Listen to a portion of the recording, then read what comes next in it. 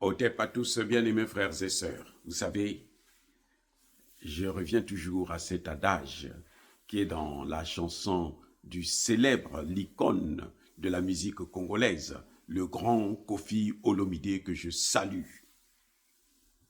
Les amis, nous sommes en train de comprendre maintenant ce qui s'est passé, la vraie vérité.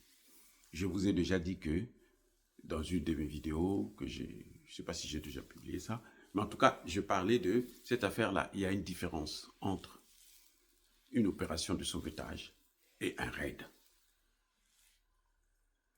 Je vous ai dit que l'oncle Sam cherchait à occuper un terrain, un espace aérien où ces avions peuvent atterrir à l'intérieur de l'Iran. Regardez comment ils sont. C'est-à-dire que les généraux qui ont poussé l'oncle, à moins que, bon, ils ont donné leur position et puis l'oncle Sam n'a pas voulu écouter, quoi.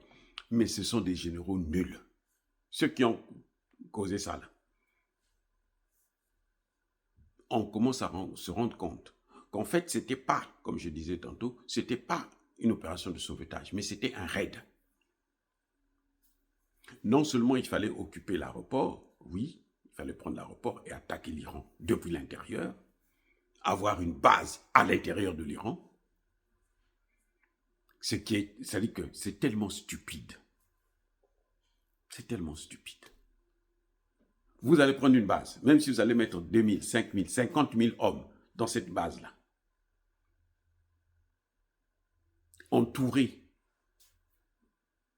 des Iraniens. Mais c'est-à-dire que tu n'as pas besoin d'être militaire pour voir que non, mais là, c'est grave ce qu'ils sont en train de faire.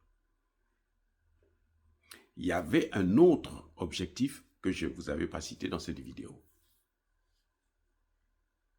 L'objectif essentiel, c'était de prendre les 450 kilos d'uranium enrichi à 60 degrés, 60%, et amener ça aux États-Unis. Tout ce que vous avez vu le cinéma, là, où ils ont perdu plus d'avions, probablement même des hommes, mais comme ils sont toujours des menteurs, personne ne peut savoir la vérité, mais ça viendra toujours parce que, comme disait l'autre, vérité et yakaka na escalier pays commis. Lokuta et yakaka na ascenseur. Vous voyez? Alors, donc, en fait, ils sont allés à Ispahan parce que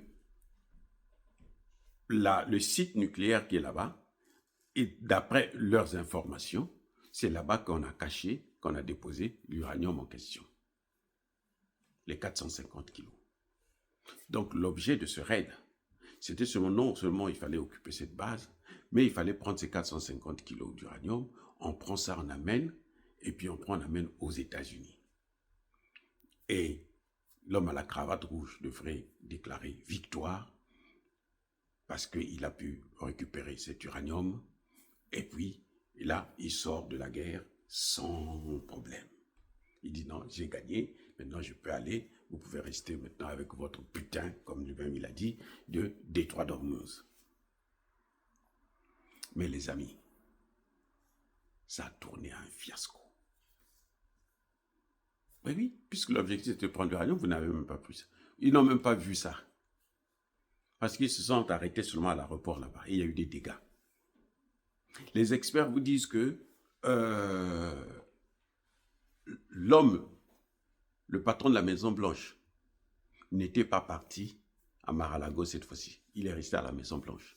Et il avait annulé tous ses rendez-vous. Il n'avait aucun rendez-vous. Ça veut dire qu'il était lui-même dans la salle d'opération. Lui-même, il guidait les opérations. Il suivait comment ça devrait se passer. Et il s'est fait, j'allais dire, humilier, sinon laminé par l'échec de cette opération. C'est pour ça qu'il est sorti, il commençait à délirer. Je veux faire disparaître une civilisation. Vous allez faire disparaître, vous avez déjà créé une civilisation pour faire disparaître la civilisation des autres. Vous en avez, les amis. Donc, le raid a échoué. C'est un échec total. Tout ce que vous avez entendu, sauvetage, machin, tout ça, c'est faux. C'était le raid. On voulait aller prendre ça. Et rien ne prouve que ça se trouve justement là-bas. Rien ne prouve ça. Mais il voulait quelque chose pour déclarer sa victoire. Et il a échoué. Soyez bénis, j'ai dit.